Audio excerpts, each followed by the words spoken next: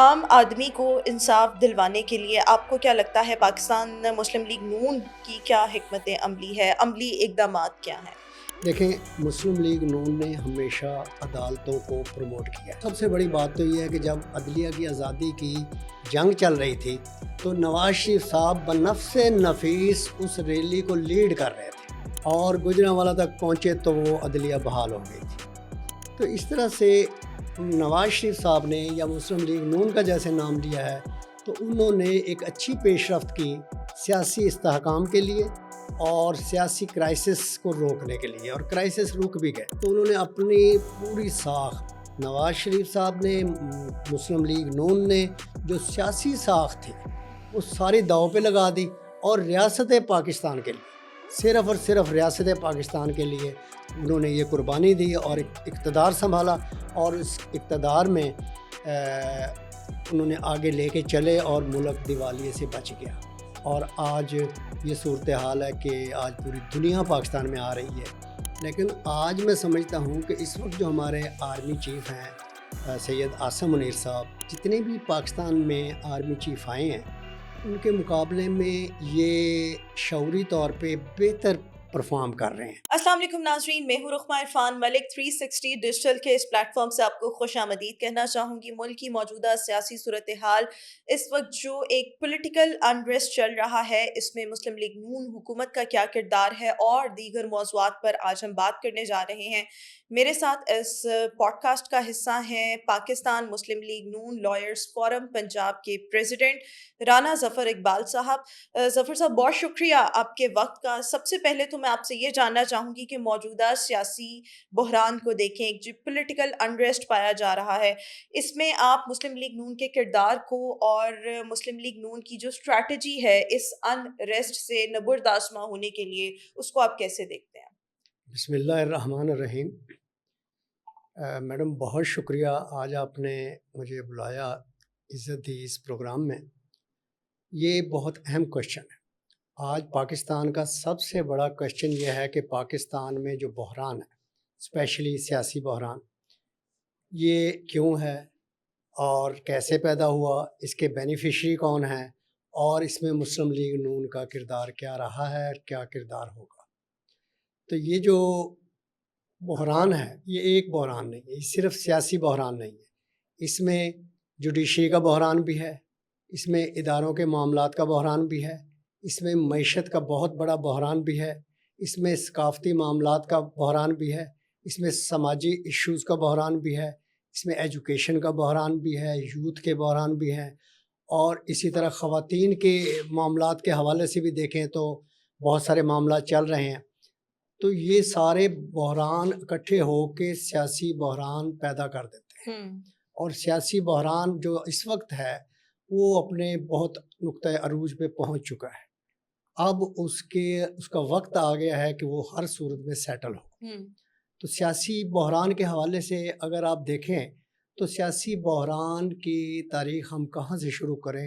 ویسے تو پاکستان گزشتہ 75 سال سے ہی بحرانوں کا شکار رہا ہے، لیکن ہم اگر اسے 2008 سے لے لیں کہ 2008 میں ایک ڈیموکریٹ حکومت آئی، اور اس حکومت کے آنے کے بعد معاملات جو تھے وہ COD کے تحت صحیح رخ پہ چلنے شروع ہو گئے تھے، مگر کسی کو وہ قابل قبول نہیں تھے۔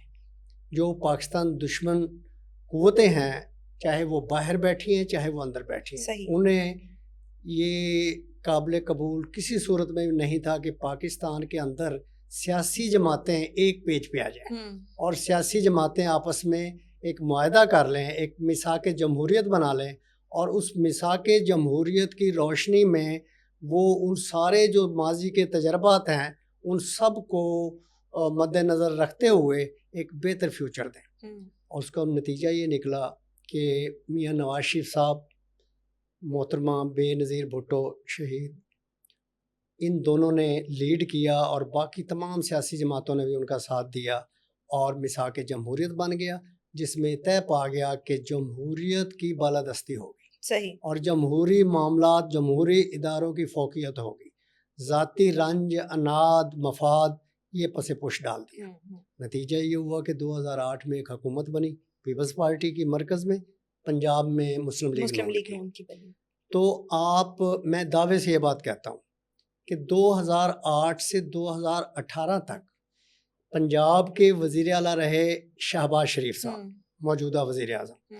ایک ایف آئی آر ایسی نہیں ہوئی جو سیاسی بنیاد پہ ہوئی ہو، صحیح، جو وکٹمائزیشن ہوئی ہو. یعنی 10 سال میں کوئی سیاسی وکٹمائزیشن نہیں ہوئی، ٹھیک، کوئی مقدمہ درج نہیں ہوا، کوئی گرفتاری نہیں ہوئی اور کسی کے خلاف کوئی ایکشن نہیں لیا گیا. بلکہ شروع میں تو دونوں جماعتوں نے مل کے حکومت شروع کی، پھر اپنے اپنے ایجنڈے اپنے اپنے منشور کے مطابق انہوں نے چلنا شروع کر دیا اور الگ الگ حکومتیں بنی. 2013 کا الیکشن آتا ہے تو مسلم لیگ نون جیت جاتی ہے اور مسلم لیگ نون کی مرکز میں حکومت بن جاتی ہے. پنجاب میں تھی پہلے سے. تو میاں نواز شریف صاحب جب ایز اے پرائم منسٹر آئے تو انہوں نے سب سے پہلے لوگوں کے ساتھ اتفاق رائے پیدا کی.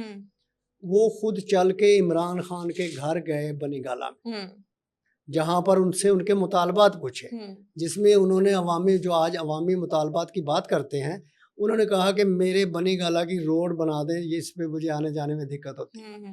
تو یہ ان کا مطالبہ تھا.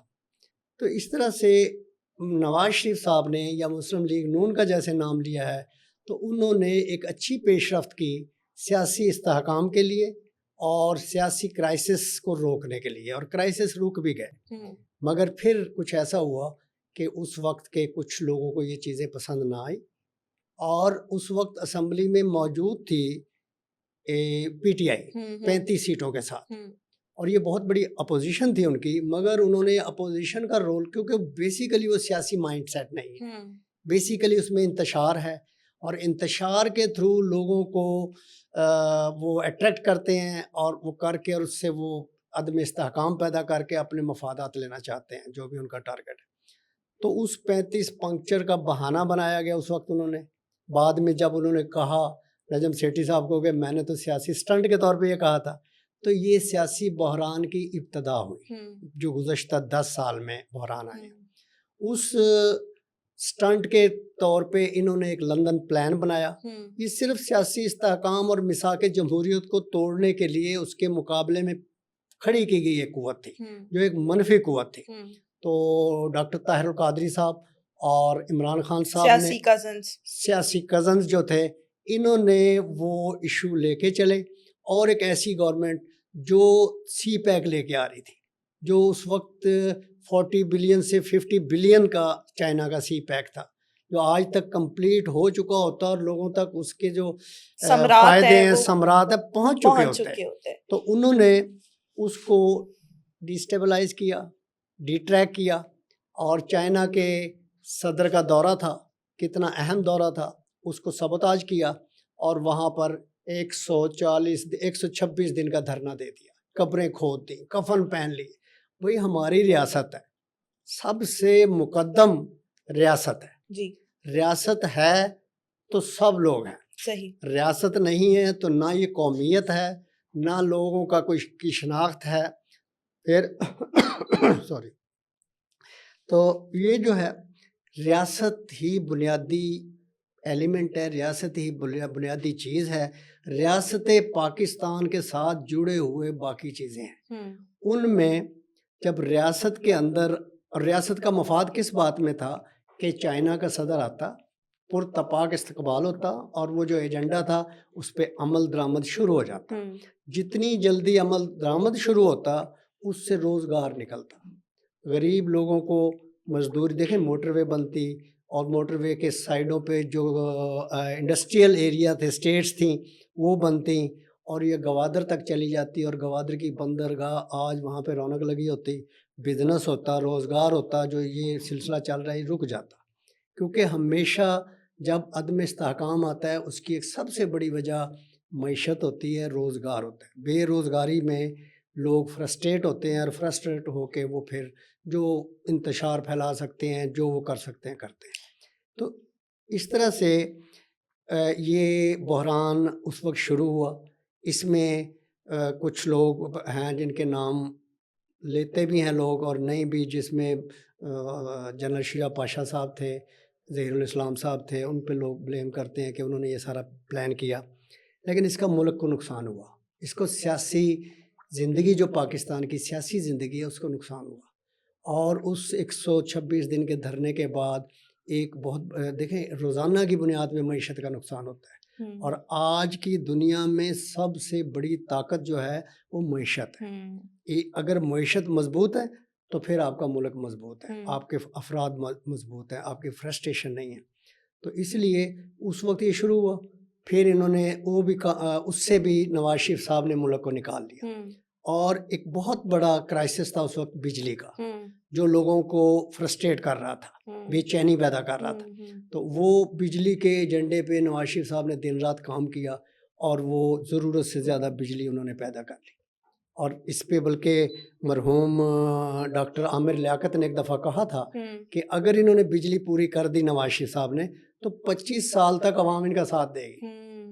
لیکن پھر وہ جو منفی قوتیں تھیں انہوں نے اپنا پھر جس طریقے سے نواز شریف کو نکالا گیا، پھر 2018 کے انتخابات ہوتے ہیں، عمران خان کو لایا جاتا ہے، اور پھر یہ ایک طویل داستان ہے۔ اسی کی کڑی میں سیاسی بحران کی بات ہے، تو سیاسی بحران کو جہاں سے پیدا کیا گیا، پچھلے 10 سال کی بات ہم کر رہے ہیں، وہ ہمارے سامنے ہے۔ کن لوگوں نے پیدا کیا، کون اعلی کار بنے ملک میں؟ اگر آپ عدم استحکام پیدا کریں گے اس کا فائدہ کون ہوگا، بینیفیشری کون ہوگا؟ صحیح۔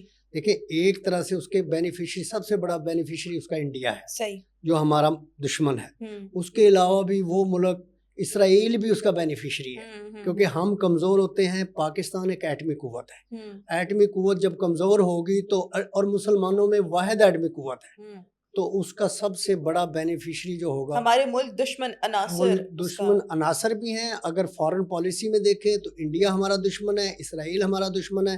آج کی حکومت بھرپور طریقے سے فلسطین، غزہ کے معاملات پہ وزیر اعظم صاحب کی جو UN میں سپیچ ہے وہی دیکھ لیں، اس سے لوگوں کی نیندیں اڑ گئی ہیں۔ تو یہ عدم استحکام پیدا کرنے والے لوگوں کو شناخت کرنی چاہیے۔ ان کے اعلی کار جو بنے، ڈاکٹر طاہر القادری صاحب اور عمران خان صاحب اور ان کے اور لوگ جو بھی تھے، ان کو دیکھنا چاہیے۔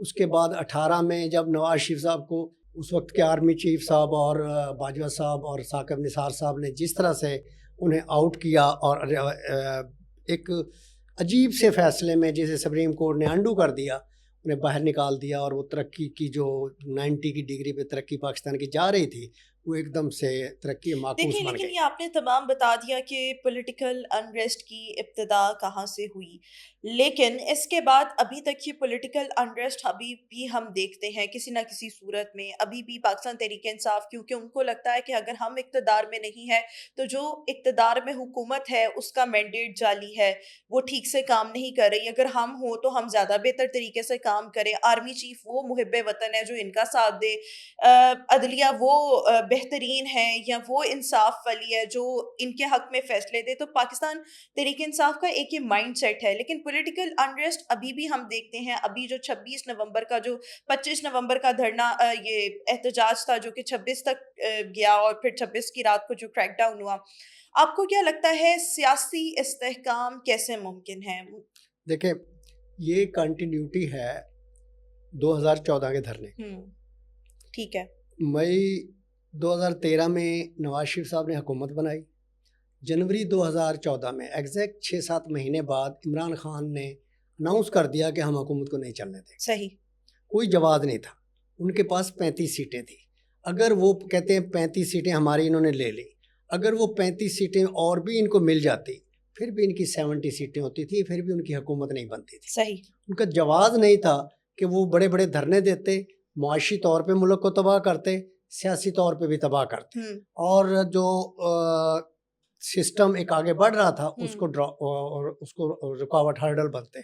اس کے بعد 2018 کا الیکشن آ گیا، تو نواز شریف مسلم لیگ نون اور پیپلز پارٹی کو وکٹمائزیشن میں یہاں تک لے گئے، جن کی سرپرستی اس وقت کے چیف جسٹس ثاقب نثار صاحب کر رہے تھے، جنہوں نے ایک عدالت میں کہا کہ 5 MPAs کو تو ادھر سے ادھر کرنا میرے بائیں ہاتھ کا کھیل ہے۔ تو اس طرح کی مائنڈ سیٹ جو آیا، اس مائنڈ سیٹ نے یوز کیا عمران خان کو ایز اے آلہ، اور عمران خان لائک جو لوگ تھے اس سب کو ایک آلہ کے طور پہ استعمال کیا، اور وہ استعمال ہوئے۔ ان کی انٹرسٹ صرف اور صرف اقتدار تک پہنچنا تھا، اور وہ 2018 کے الیکشن میں انہیں اقتدار تک پہنچایا گیا۔ تو اس کے بعد ان کی ذمہ داری بنتی تھی کہ ملک سے پولیٹیکل انریسٹ کو ختم کریں، ملک کی معاشی صورتحال کو بہتر کریں، مگر وہ اس طرف جانے کی بجائے انہوں نے تمام ٹائم اپنا وکٹمائزیشن پہ لگا دیا. انہوں نے باہر پوری دنیا میں جا کے کہا کہ جی یہ میں نے الٹا لٹکا دوں گا، کبھی کچھ کہا کبھی کچھ کہا، ان کے ایسیز اتار لیں. لیکن انہوں نے پازیٹیولی جو کام کرنا چاہیے تھا ریاست پاکستان کے لیے کو جو مضبوط کرنا چاہیے تھا وہ نہیں ہوا.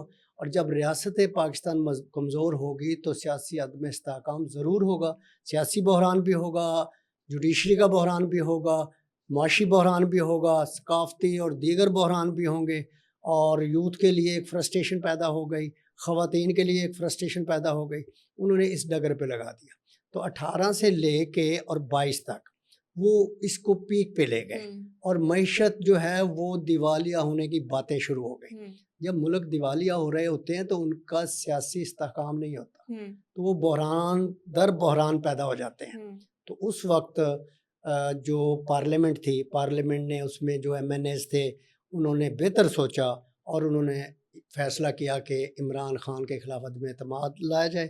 اس عدم اعتماد کی روشنی میں بعد پھر شہباز صاحب جب وزیر اعظم بنے تو انہوں نے اپنی پوری ساخت، نواز شریف صاحب نے، مسلم لیگ نون نے جو سیاسی ساخت تھی وہ ساری داؤ پہ لگا دی، اور ریاست پاکستان کے لیے، صرف اور صرف ریاست پاکستان کے لیے انہوں نے یہ قربانی دی اور اقتدار سنبھالا. اور اس اقتدار میں انہوں نے آگے لے کے چلے اور ملک دیوالیے سے بچ گیا. اور آج یہ صورتحال ہے کہ آج پوری دنیا پاکستان میں آ رہی ہے.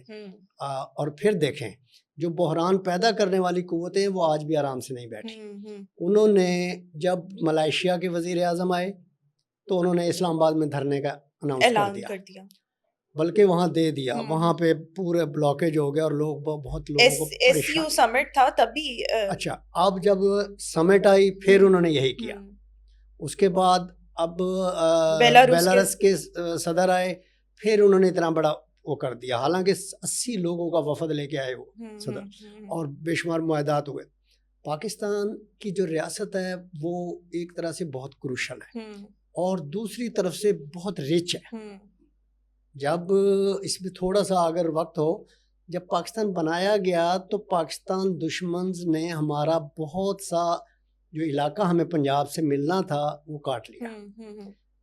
لیکن انہوں نے اپنے طور پہ تو بہت چالاکی کی کہ ہم انہیں، انڈیا نے اپنے لیے شیلڈ کھڑی کر لی کہ ہمالیہ سے لے کے بحیرہ عرب تک ادھر سے ہمیشہ حملہ آور آتے رہے ہیں، تو یہ سارے حملے، یہ سارے کرائسس یہ روکے گا اور یہ ڈی اسٹیبل بھی رہیں گے اور سارا سلسلہ اس طرح سے. لیکن قدرت کو کچھ اور منظور تھا کہ اس نے ہمالیہ کی چوٹی دی اور وہاں سے لے کے بحیرہ عرب کا میٹھا پانی، جو گرم پانی جو پوری دنیا میں مشہور ہے، وہ ایک ایسی چین دے دی، ایسا ایک نقشہ دے دیا کہ اگر آج ہماری سیاستدان پہلے نمبر پہ اور خود عمران خان کو عقل آنی چاہیے کہ ملک ریاست مضبوط ہوگی تو سب ہوگا، انتشار ہوگا تو کچھ نہیں ہوگا اور کسی کے ہاتھ بھی کچھ نہیں آئے گا. ریاست کے مقابلے میں فرد کوئی حیثیت نہیں رکھتا، چاہے کتنا بڑا لیڈر ہے. بالکل ٹھیک، وہ ریاست ہی سب سے بڑی چیز ہے. اچھا، میرے پاس وقت کی قلت ہے اور میرے پاس کچھ سوالات ہیں جو میں چاہوں گی آپ مختصراً ان کا جواب دیں. عام آدمی کو انصاف دلوانے کے لیے آپ کو کیا لگتا ہے پاکستان مسلم لیگ نون کی کیا حکمت عملی ہے، عملی اقدامات کیا ہیں؟ کوئکلی ذرا دیجیے گا کیونکہ میرے پاس وقت کم ہے. دیکھیں، مسلم لیگ نون نے ہمیشہ عدالتوں کو پروموٹ کیا ہے. عدالتوں، سب سے بڑی بات تو یہ ہے کہ جب عدلیہ کی آزادی کی جنگ چل رہی تھی تو نواز شریف صاحب بنفس نفیس اس ریلی کو لیڈ کر رہے تھے، جو اس وقت انتہائی مشکل کام تھا. ٹھیک ہے. اور گجرانوالہ تک پہنچے تو وہ عدلیہ بحال ہو گئی. تو سب سے بڑا رول تو ان کا یہ ہے.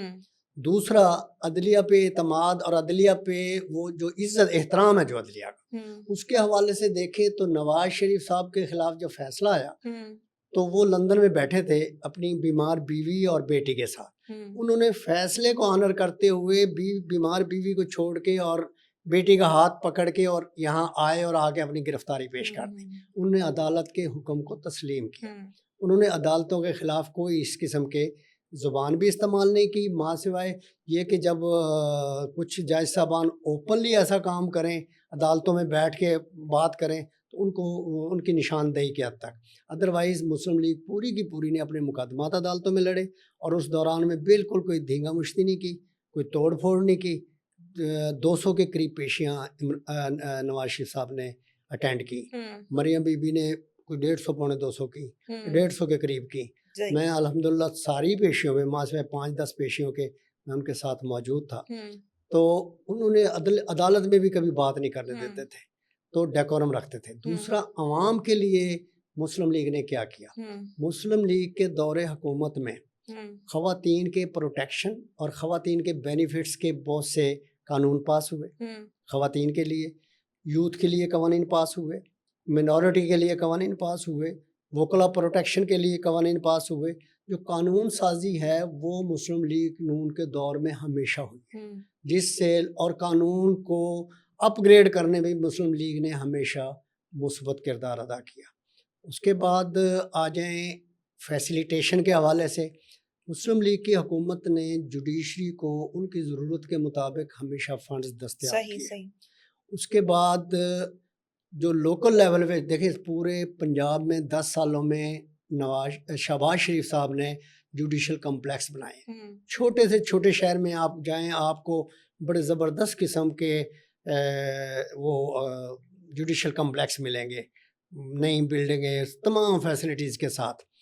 اور ابھی جو لائرز ہیں، لائرز کے جو مسائل تھے ان پہ بھی مسلم لیگ نون کی حکومت نے بہت کام کیا. آج پنجاب، پاکستان بھر میں کوئی بار ایسی نہیں ہے جس کو فنڈز دستیاب نہ ہو، اور اس میں ہمارے وزیر قانون اعظم نذیر تارڑ صاحب کا بڑا کلیدی رول ہے. تو دوسرا، خواتین جو وکلا ہیں ان کے فیسیلیٹیشن کے لیے ہر بار میں ان کا الگ بار روم اور بچوں کے لیے وہاں پہ وہ بنا دیے گئے ہیں کہ تاکہ جن خواتین وکلا کے بچے ہیں وہ وہاں نرسری بنا دی گئی ہیں، وہ وہاں پہ یعنی عوام کو اور لوگوں کو زیادہ سے زیادہ فیسیلیٹیٹ کیا گیا. اچھا، ایک اور چیز، اگر میں توشہ خانہ، کیونکہ میرے پاس وقت کم ہے، سوالات زیادہ ہیں، توشہ خانہ کیس یا دیگر کیسز کی بات کریں جو اس وقت عمران خان پر ہیں، اس پر عدلیہ کی شفافیت پر آپ کی اپنی اوپینین، ذاتی اوپینین کیا ہے بینگ اے لائر؟ دیکھیں، یہ جو سیاسی لوگوں کے مقدمات ہوتے ہیں 2 طرح کے ہوتے ہیں. ایک وہ ہوتے ہیں واقعاتی ہوتے ہیں، جیسے جنا ہاؤس پہ داخل ہوئے، یہ جرم ہے. اسی طرح گیٹ توڑے گئے، شہدا کے وہ تھے جو انہیں مانومنٹس جو تھی انہیں گرایا گیا. اس کے علاوہ اور بھی بہت سارے کام اس طرح کیا ہے، جیسے ابھی 3 رینجر کے لوگ شہید ہوئے ہیں، دوسرے لوگ بھی شہید ہوئے، پولیس کے لوگ شہید ہوئے ہیں. جو تو کرائم کیا ہے، ایک تو ہے وہ واقعاتی کرائم ہے، اس کو واقعات کے مطابق قانون نے اپنا راستہ لینا ہے، چاہے وہ کوئی بھی ہو، اس پہ عمل ہو. دوسرا یہ ہے کہ عدالتیں آج بھی اتنی آزاد ہیں اور اتنی طاقتور ہیں کہ انہوں نے دیکھیں عمران خان کو جو کیس ان کے پاس جاتا ہے، جس معیار کا ہوتا ہے اس کے مطابق وہ ریلیف دیتے ہیں. کتنی بیلیں ہو چکی ہیں ان کی، کتنے ان کے مقدمات خارج کر چکی ہیں عدالتیں.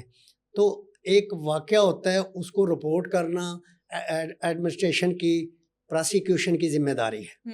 آگے عدالت اس پہ فیصلے کر رہی ہے. ابھی تک عدالت نے کوئی فیصلہ ایسا نہیں ہے جو عمران خان کے خلاف کیا ہو، اس کو ریلیف مل رہا ہے. حالانکہ آپ کو لگ رہا ہے عدلیہ شفافیت کے ساتھ اپنا کام کر رہی ہے؟ عدلیہ آزاد بھی ہے، شفافیت بھی ہے.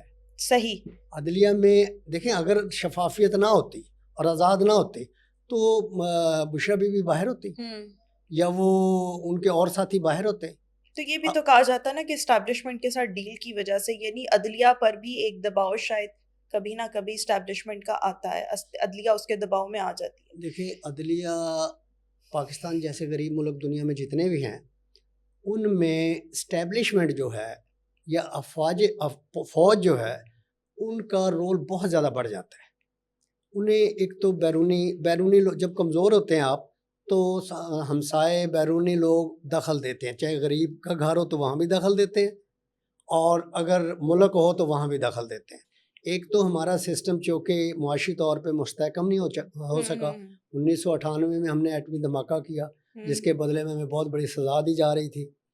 اور وہ نواز شریف صاحب کا بہت بڑا کارنامہ تھا کہ $5 ارب 1998 میں اگر لیے ہوتے تو آج وہ 5 خرب سے ڈالر سے بھی زیادہ ہوتے. تو وہ انہوں نے لیے لیکن ملک کی ساورنٹی کو سپورٹ کیا, ملک کی فوج کو سپورٹ کیا. دوسری بات جو ہوئی اس کے نتیجے میں کیا ہوا کہ ان کی پولیٹیکل گورنمنٹ جو تھی گرا دی گئی. ایسے ہی ذوالفقار علی بھٹو کا نام نہ لیا جائے, انہوں نے عالم اسلام کو اکٹھا کیا اور ایٹم بم کی بنیاد رکھی. نتیجہ میں ہنری کیسنجر نے انہیں کہا کہ آپ کو ایلیفنٹ پنشمنٹ دیں گے, اور اسے لٹکا دیا گیا عدالتوں کے ذریعے, اور عدالت نے اب کہہ بھی دیا کہ غلط ہوا. اسی طرح نواز شریف صاحب کی حکومت بھی نہیں چلی. یہ اسٹیبلشمنٹ کا اور سیاسی حکومتوں کے درمیان میں پرابلم رہے ہیں. لیکن آج میں سمجھتا ہوں کہ اس وقت جو ہمارے آرمی چیف ہیں سید عاصم منیر صاحب, تو سارے دیکھیں ہم ہسٹری وکیل ہیں اور ہسٹری کے اسٹوڈنٹ بھی ہیں.